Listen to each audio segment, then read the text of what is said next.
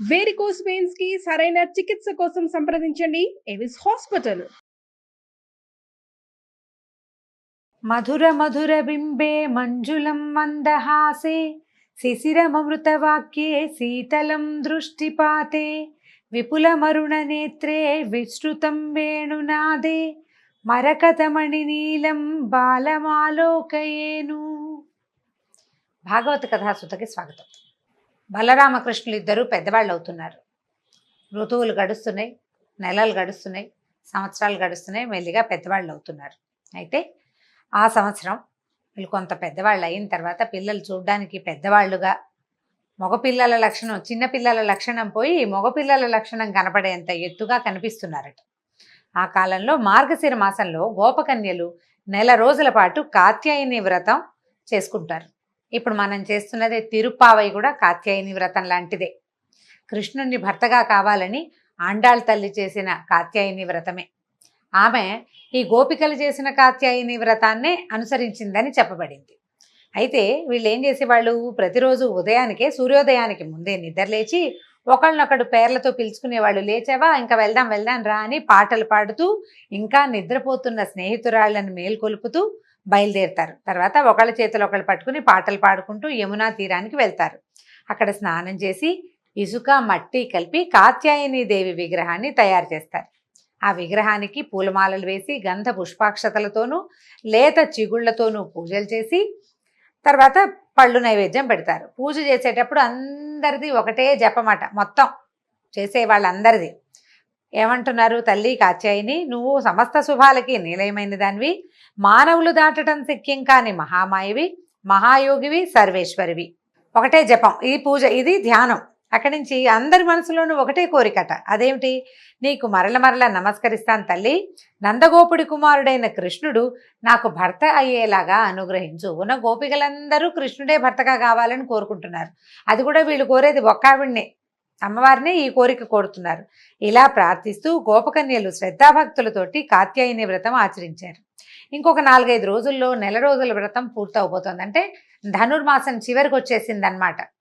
మార్గశిర మాసం చివరికి వచ్చింది అనుకుందాం పోని. వారు పాటిస్తున్న వ్రత విధానం కూడా సర్వాంతర్యామికి తెలిసింది. వాళ్ళు చేస్తున్న పొరపాట్లు సరిదిద్ది వాళ్ళకి వ్రత ఫలితం దక్కేలా చేయాలనుకున్నాడు. కృష్ణుడికి తెలుసు వీళ్ళు దేనికోసం వ్రతం చేస్తున్నారు అనేది. ఆయన ఏమనుకున్నాడంటే, వీళ్ళు చేసే చిన్న చిన్న తప్పులు తెలుసు ఆయనకి. అలాగే ఏం చేశారట, ఒకరోజు వాళ్ళు రోజులాగానే వస్త్రాలు గట్టి మీద వదిలిపెట్టి నదిలోకి దిగారు. కృష్ణుడికి వ్రతము తెలుసు, వీళ్ళు ఎందుకు చేస్తున్నారో తెలుసు. ఇప్పుడు వీళ్ళని దిద్దాలి. ఎలాగా, శ్రీకృష్ణుడు ఏం చేశాడట, స్నేహితులతో కలిసి చీకటితోనే లేచి నది ఒడ్డుకు వెళ్ళాడు. స్నేహితుల్ని దూరంగా నిలబెట్టాడు. గుట్టగా పోసిన గోపికల వస్త్రాలన్నీ చుట్టబెట్టి మూటగా కట్టి పక్కనే ఉన్న చెట్టు ఎక్కాడు. అక్కడి నుంచి ఆ కన్యల్ని ఇలా పిలిచాడట, ఓ కన్యలారా, మీరు వస్త్రాలు గట్టును వదిలి నదిలోకి దిగారు, మీ వస్త్రాలన్నీ ఇప్పుడు నా దగ్గర ఉన్నాయి, ఈ చెట్టు కిందకి వచ్చి మీ వస్త్రాలు తీసుకోండి అని పిలిచాడు. పిలిచేసరికల పైగా ఏమంటున్నాడు, ఒక్కొక్కరు వచ్చి కానీ అందరూ వచ్చి కానీ మీ వస్త్రాలు తీసుకోండి, ఈ చెట్టు దాకా వచ్చిన వాళ్ళకే వస్త్రాలు ఇస్తాను, ఇక్కడ దాకా వస్తాయి, మిమ్మల్ని నేనేమి అల్లరి పెట్టను, మాట తప్పను, కానీ చెట్టు దాకా రావాల్సిందే. గట్టు మీద యువతలికి ఉంది చెట్టు అంటే నీళ్ళల్లో నుంచి లేచి గట్టెక్కాలి, అదే లెక్క అనమాట. అక్కడి నుంచి శ్రీకృష్ణుడి కొంటితనం చూసి గోపికలు నవ్వుకున్నారు, కానీ ఎవ్వరూ నీళ్ళల్లో నుంచి బయటికి రాల. మార్గశిర మాసం తెల్లవారుజామున చలి తీవ్రంగా ఉంటుంది. కొన్ని చోట్లయితే పొగమంచుతోటి మొహాలు కూడా కనపడవు, అంత మంచుగా ఉంటుంది మార్గశీర్షంలో. తర్వాత కంఠం దాకా మునిగి ఉన్నారు, మెడ లోతు దాకా నుంచుని ఉన్నారు. అందులో కొంతసేపటికి ఇంకాసేపు గడిచేసరి కల ఏదో గబాబా కాస్త నీళ్ళల్లో మునిగినప్పుడు బాగుంటుంది, వెచ్చగా నదీ స్నానం చాలా హాయిగా ఉంటుంది. కానీ క్రమంగా గాలి వీస్తూ ఉంటే చలి తెలుస్తూ ఉంటుంది. ఎక్కువసేపు ఉండరు, స్నానం చేసి 2-3 మునుగులు మునిగి కృష్ణ గోవింద దామోదర అనుకుని బయటకు వచ్చేస్తారు. ఆ బయటకు వచ్చే అవకాశం లోపలే ఈయన తయారైపోయాడు ఇక్కడ పెద్ద మనిషి.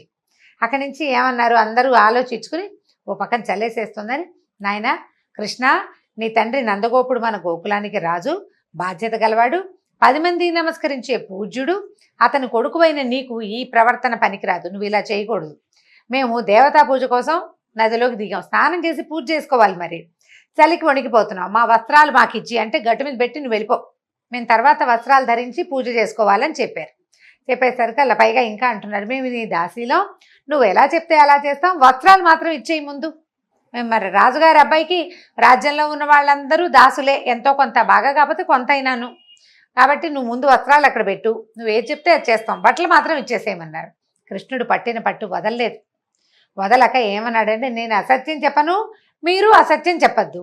ఇప్పుడు మీరు నాకు దాసీలమని చెప్పారు, మీరు అదే నిజమైతే నేను చెప్పినట్టు చేయాలి కదా. తర్వాత ఎప్పుడో చేయడం కాదు, ఇప్పుడే, నేను ఇప్పుడు ఏం చెప్తున్నాను, నదిలోంచి వచ్చేయండి బయటికి, చెట్టు దాకా రండి, అప్పుడు బట్టలు ఇస్తాను అన్నాడు. అనేసరికల్లా ఈ చెట్టు కిందకి వచ్చి తీసుకోండి అని చెప్పేస్తున్నాడు.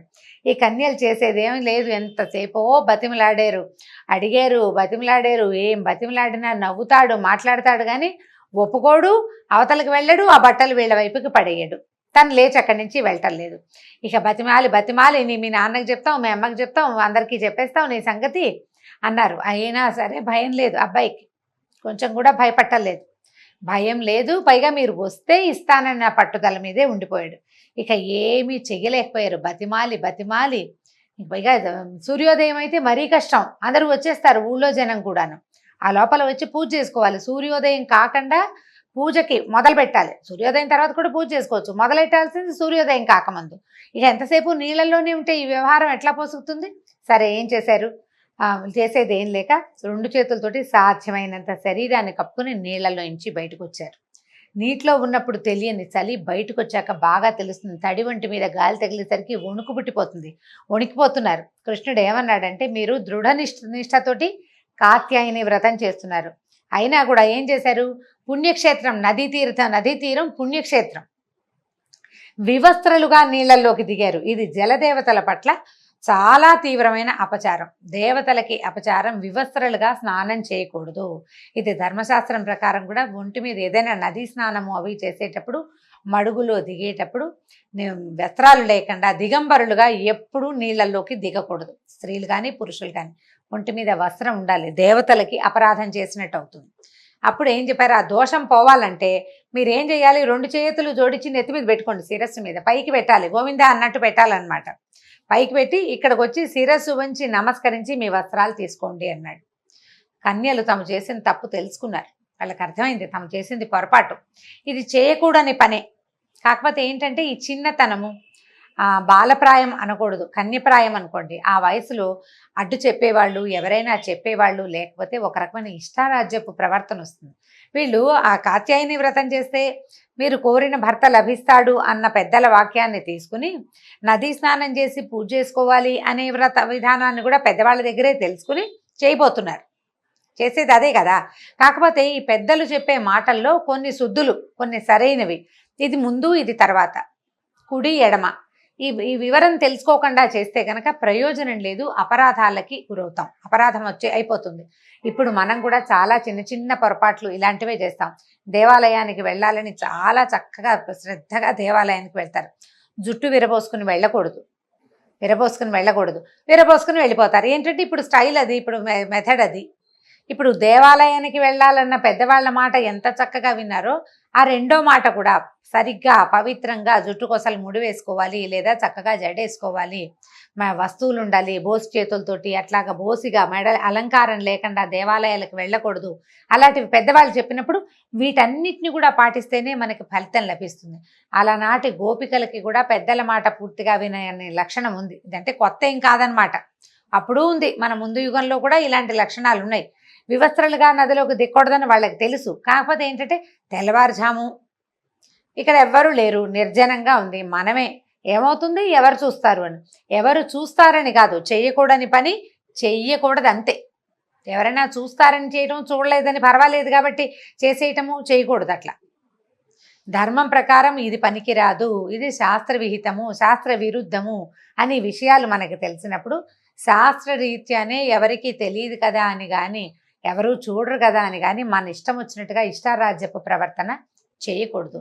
మనం భాగవత రామాయణాది గ్రంథాలు కానీ పురాణాలు కానీ తెలుసుకునేది ఎందుకంటే ప్రధానమైంది ఇది చేయాలి, ఇది చేయరాదు. చేయకూడని పనులు చేస్తే ఎలాంటి దుష్పరిణామాలు ఎదురవుతాయో స్పష్టంగా తెలియజేయడానికి ఈ కథలు మనకి జ్ఞాపకం పెట్టుకోండి. నదీ స్నానం ఎక్కడైనా చెరువులో అక్కడ స్నానం చేసేటప్పుడు వస్త్రం లేకుండా చిన్నపిల్లల్ని కూడా దించకూడదు, పిల్లలకు కూడా వస్త్రం ఉంచాలి.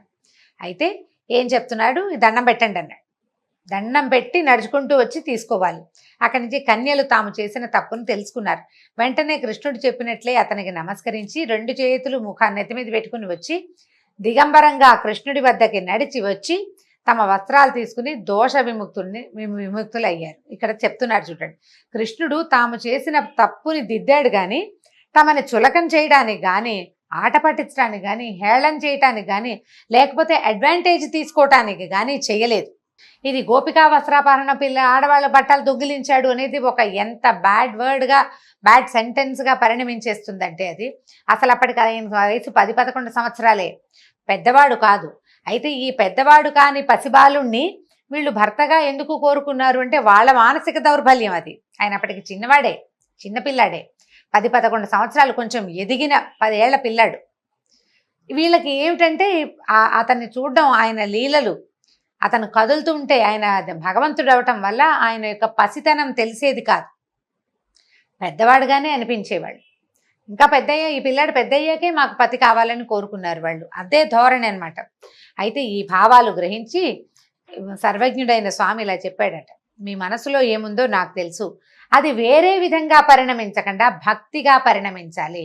ఇప్పుడు ఎవరెవరి వాంఛలు ఎలా ఉంటాయంటే, మనకి ఇది కావాలి, ఒక వస్తువు మనకి కావాల్సిన విధంగానే కావాలని కోరుకుంటాం, జనరల్గా జరిగేది అదే. అయితే భగవంతుడు ఏం చెప్తాడంటే, ఇక్కడ భగవంతుడు వీళ్ళకి ఒక 10-11 సంవత్సరాల మగపిల్లవాడి రూపంలో కనపడుతున్నాడు. కన్యలకి అతను కావాలంటే ఏమనుకుంటారు, వాళ్ళ మనసుకి, వాళ్ళ వయసుకి, వాళ్ళ ఉద్దేశానికి నేను స్త్రీని, ఈ పురుషుడు నాకు కావాలి, వీడు భర్తగా కావాలని కోరుకుంటున్నారు. ఇప్పుడు ఇలా ఎందుకు కోరుకుంటారు, ఎందుకు చేస్తారంటే వాళ్ళ కర్మానుభవాన్ని బట్టే వాంఛలు, ఆలోచనలు ఏర్పడతాయి.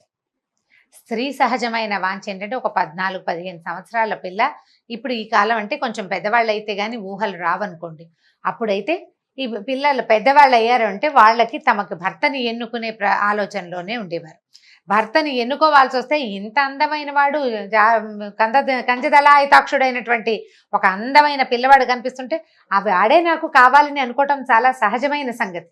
అయితే ఎవరో ఒకళ్ళు కాకుండా ఉన్న వాళ్ళందరూ, మొత్తం గోపికలందరూ కూడా అదే ధ్యాసలో ఉన్నారు. కన్యలే కాకుండా తర్వాత పిల్లల తల్లులకి కూడా ఈ బాలుడే కావాలన్న ఊహ వచ్చింది. అతన్ని బాలుడిగా వాళ్ళు తెలుసుకోవటం లేదు, అనుకోవటం లేదు, జగన్నాథుడుగా తెలుసుకోవటం లేదు, నాథుడుగా కావాలని మాత్రమే తెలుసుకుంటున్నారు. వాళ్ళ తాలూకు మానసిక పరిస్థితి ఆ రకంగా ఉంది కాబట్టే అలాంటి ఊహలు ఏర్పడ్డాయి వాళ్ళకి. ఈ గోపికా వస్త్రాపహరణం కానీ, గోపికా గీతలు కానీ ఏవి ఎన్నదగిన విషయాలు కావండి. ఇవన్నీ భగవంతుడి వైపుకి తీసుకెళ్లే మార్గాలు. మనసు భగవంతుడిని కోరుకుంటుందంటే మన వయసులో మామూలు సాధారణ వ్యక్తులకి రకరకాలు ఉంటాయి. మా పిల్లలకి చదువు, మా భర్తకి వ్యాపారాభివృద్ధి, మా అమ్మకి ఆరోగ్యం, ఎన్ని ఉంటాయండి మనకి కోరికలు.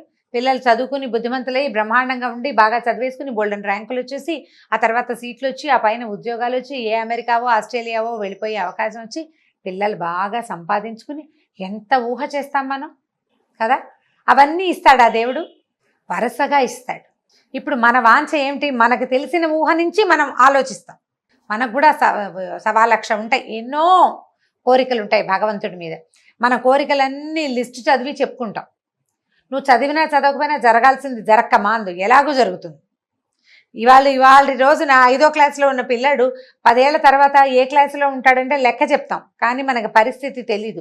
దాని మీద మంచి ఆలోచన పెట్టుకుని అట్లా కావాలి, నా పిల్లాడు ఇంత బాగా పైకి వెళ్ళాలి, లేదా నా కూతురు ఇట్లా చక్కగా మంచి వరుడు రావాలి, లేకపోతే నా కూతురే డాక్టర్ అయిపోలేదా, కలెక్టర్ అయిపోవాలి, బోలెడని ఊహించుకుంటాం. ఊహకేముంది, ఇవాళ 5వ క్లాసులో ఉన్న చిట్టి పిల్ల 2 జళ్ళు వేసుకుని చిట్టి పాపాయి రేపొద్దున కలెక్టర్ అయిపోవాలన్న ఊహ మనం చేయటం లేదు. అలాంటిదే వీళ్ళు భర్త కావాలని కోరుకోవటం కూడా అదేమి విచిత్రము విశేషమైనది కాదు, ఆ కాలానుగుణమైన కోరిక అంతే. అక్కడి నుంచి చూడండి ఈయన ఏం చెప్పాడంటే, ధాన్యపు గింజని ఉడికించినా వేయించినా మొలకెత్తదు, ధాన్యాన్ని పచ్చిగానే ఉంచాలి. అది అలాగే భగవంతుణ్ణి మనసులో నిలుపుకున్న వాళ్ళు అతనితోటి సంసార భోగాన్ని అనుభవించాలని కోరుకోకూడదు. ఇతన్ని భగవంతుడుగా తెలుసుకోకపోవటం వల్ల, భగవంతుడని తెలియకపోవటం వల్ల అతని దగ్గరున్న లీలల్ని చూసి వీళ్ళు మోహపడుతున్నారు. కానీ ఈ లీలలు చూపించేవాడు సాక్షాత్తు పరంధాముడని, మనని సృష్టించినవాడు, మనని బతికించేవాడు, రేపొద్దున మనని లయించేవాడు కూడా ఇతడేనని తెలుసుకోకపోవటం వల్ల వీళ్ళు ఇలాంటి ఆలోచన చేస్తున్నారు. అందుకని కృష్ణుడు ఏం చెప్పాడంటే, అమ్మా ఇవి నన్ను మనసులో నిలుపుకున్న వాళ్ళకి వేరే ధ్యాస ఉండదు, ఇతర ధ్యాసలు ఉన్న వాళ్ళకి నేనే భగవంతుడిని తెలియలేదని అర్థం. కాబట్టి మీ వ్రతం ఫలించింది. మీ మనసులో ఉన్న భావనలని నేను పోగొడతాను, కామనలని కోరికలని నేను పోగొడతానని చెప్పాడు. మీరు గోకులానికి తిరిగి వెళ్ళిపోండని ఈ గోపకన్యల్ని పూజ చేసుకున్నాక ఇంటికి వెళ్ళిపోమని చెప్పాడు. ఈ గోపికలు కృష్ణుడి పాదాలని ధ్యానిస్తూ వెళ్ళిపోయారట. దీంతో భాగవత్ కథా సుధ ఇవాళకి సమాప్తం. రేపు ఇంకో కథతోటి కలుసుకుందాం. నమస్కారం.